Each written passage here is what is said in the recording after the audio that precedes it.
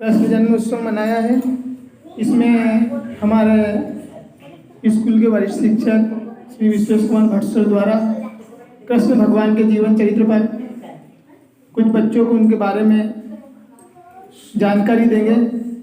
उनका क्या चरित्र था, कैसे क्या हमको उनसे शिक्षा लेना चाहिए और कैसे क्या अपने जीवन को जीना चाहिए, इसके बारे में श्री भट्ट सर आए और वो बच्चों को कृष्ण भगवान के बारे में जानकारी दें, उनके जीवन चरित्र। जैसा कि आप सभी जानते हैं कि आज कृष्ण जन्माष्टमी के उपलक्ष्य में हमको ऊपर से निर्देश प्राप्त हुआ था कि भाई सबको स्कूलों में, चाहे स्कूल हो चाहे कॉलेज हो, सब में कृष्ण जन्माष्टमी मनाना है ना। कृष्ण भगवान हम जानते थे,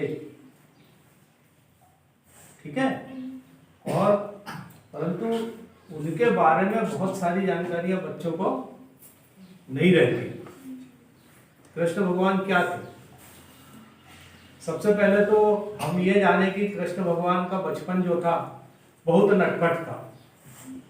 वो कृष्ण भगवान जो थे द्वापर युग में उन्होंने जन्म लिया था।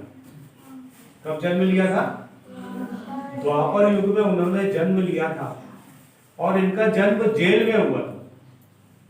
जब इनका जन्म हुआ तो ये अपने माता पिता की 8वीं संतान थे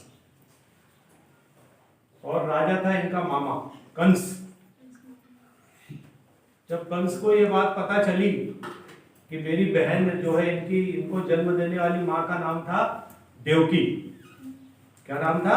देवकी। जब उसके मामा कंस को पता चला कि ये मेरी बहन की जो 8वीं संतान होगी वो मेरी मौत का कारण बनेगी, तो उसने क्या किया था कि पहले की जो सारी 7 संतानें थी उनको मार दिया।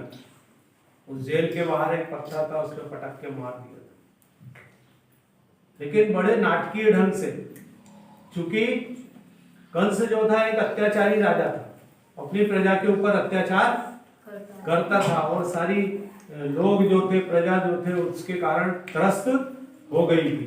तो भगवान, सारे देवतागण गए भगवान विष्णु के पास और सहायता मांगने के लिए। तब भगवान विष्णु ने कृष्ण रूप में देवकी के गर्भ से, 8वीं संतान के रूप में उनके गर्भ से जन्म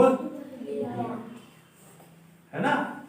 और जब वो मारने गया तो जब उसको पता लगा, बड़ा आपने देखा होगा टीवी पर कि कृष्ण भगवान के जन्म की गाथा आपने देखी होगी कि जिस वक्त उनका रात का 12 बजे जन्म हुआ था और अष्टमी का दिन था, उस समय बहुत पानी गिर रहा था, यमुना नदी में बहुत बाढ़ आई हुई थी और उस बाढ़ वाली यमुना नदी में वो लेकर भविष्यवाणी हुई वहां पर।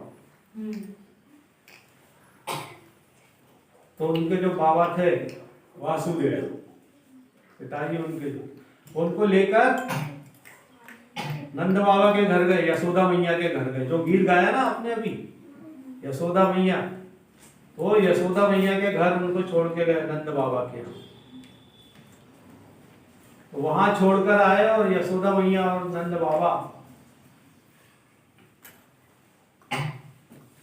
के यहाँ पल के वो बड़े हुए। वहां बचपन में उन्होंने बहुत सारी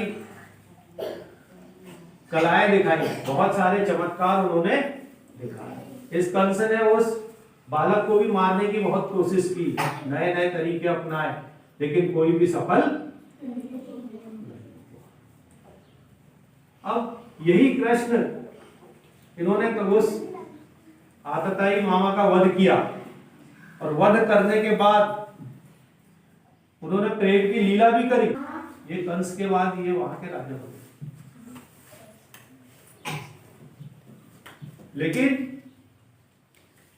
मुसीबतों ने इनका तब कभी भी पीछा नहीं छोड़ा। बचपन से ही मुसीबतों के बीच ये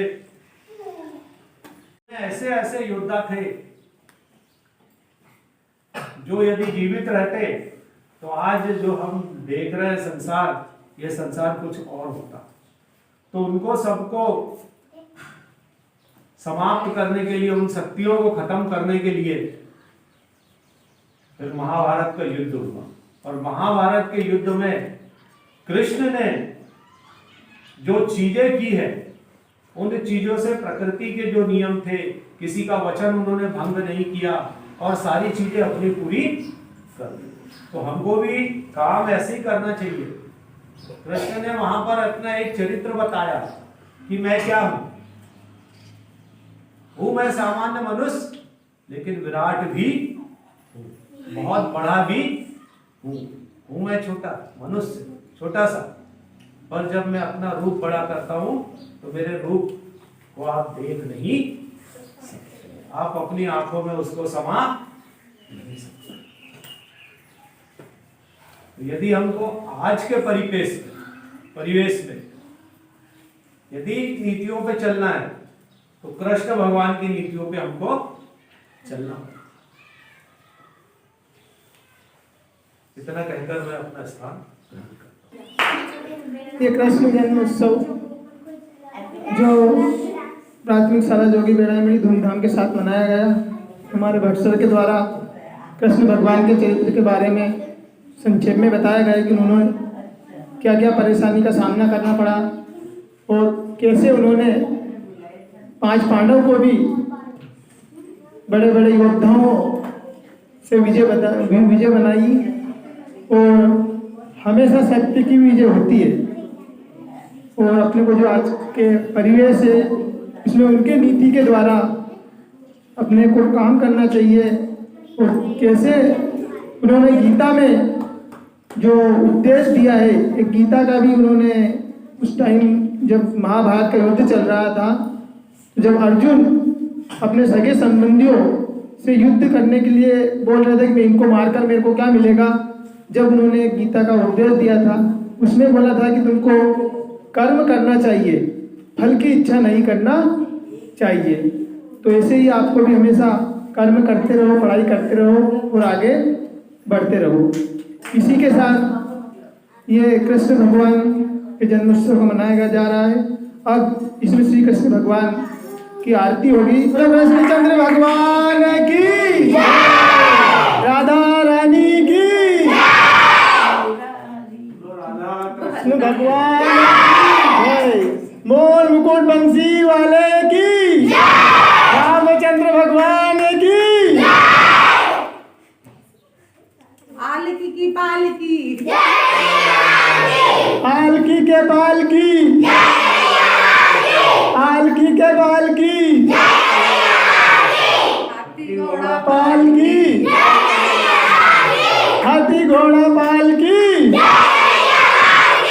नंद के आनंद भयो, जय कन्हैया लाल की, नंद के आनंद भयो, नंद के आनंद भयो।